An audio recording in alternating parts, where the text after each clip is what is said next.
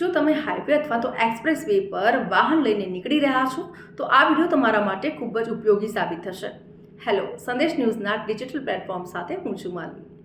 જો તમે હાઈવે અથવા તો એક્સપ્રેસ વે પર ડ્રાઇવિંગ કરી રહ્યા છો તો આ સમાચાર તમારા માટે છે, કારણ કે ફાસ્ટેગ બેલેન્સ વેલિડેશન સંબંધિત નિયમોમાં ફેરફાર કરવામાં આવ્યો છે.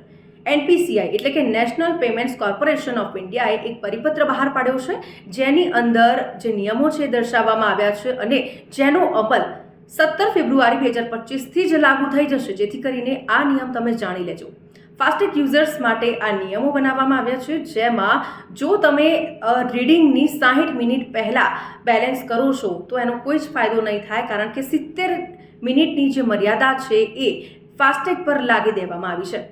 જે પ્રમાણે અત્યાર સુધી એવું હતું કે ઘણા બધા લોકો એવું કરતા હતા કે જ્યારે ટોલ પ્લાઝા આવે ત્યારે રિચાર્જ કરતા હતા, થોડે દૂર ઊભા રહીને રિચાર્જ કરી દેતા હતા, જેથી કરીને ટોલ ટેક્સ ભરાઈ જાય. પરંતુ હવે એવું કરવાથી કોઈ જ મતલબ નહીં રહે, કારણ કે આજે સમય મર્યાદા છે લાદી દેવામાં આવી છે. 70 મિનિટ સુધી જો બ્લેક લિસ્ટ થઈ જશે તો પછી તમારે ડબલ ચાર્જ ચૂકવવો પડશે.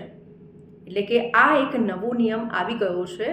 એટલે જો તમે ઘરેથી જ નીકળો છો તો ઘરેથી નીકળતા પહેલાં જ ફાસ્ટેગ પર બેલેન્સ કરાવી લેજો, જેથી કરીને તમારું ખિસ્સું ખાલી ના થઈ જાય, તમારે ડબલ ચાર્જ ન ચૂકવવો પડે. એટલે કે 176 જે કોડ છે એનો જે સામનો છે એ ન કરવો પડે. હવે આ 176 કોડ છે શું છે તો કે એ ફાસ્ટેગ દ્વારા જે રિજેક્શન અને એરર છે એ દર્શાવે છે, જેથી કરીને તમારે એનો સામનો ન કરવો પડે.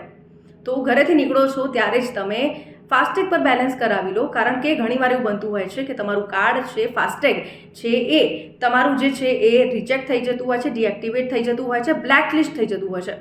હવે આ બ્લેક લિસ્ટ શું હોય છે એ પણ હું આપને જણાવી દઉં. ફાસ્ટેગ બ્લેક લિસ્ટ થઈ જાય છે એનું કારણ એ હોય છે કે સૌથી ઓછું બેલેન્સ હોય તો જ આવું થાય છે, અને ઘણા બધા કારણ હોય છે, પરંતુ મુખ્ય કારણ એ જ છે કે ઓછું બેલેન્સ હોય છે, જેના કારણે તમારું જે ફાસ્ટેગ છે એ બ્લેક લિસ્ટ થઈ જાય છે. તો બ્લેક લિસ્ટ એટલે કે તમારું જે ફાસ્ટેગ છે એ સસ્પેન્ડ યા તો ડીએક્ટિવેટ થઈ જાય છે. તો આ ખાસ ધ્યાન રાખજો, આ નવો નિયમ જે 17 ફેબ્રુઆરી 2025થી લાગુ થઈ જશે. તો આવા જ ઇન્ફોર્મેટિવ વિડીયોઝ જોવા માટે સંદેશ ન્યૂઝના ડિજિટલ પ્લેટફોર્મ સાથે જોડાયેલા રહો.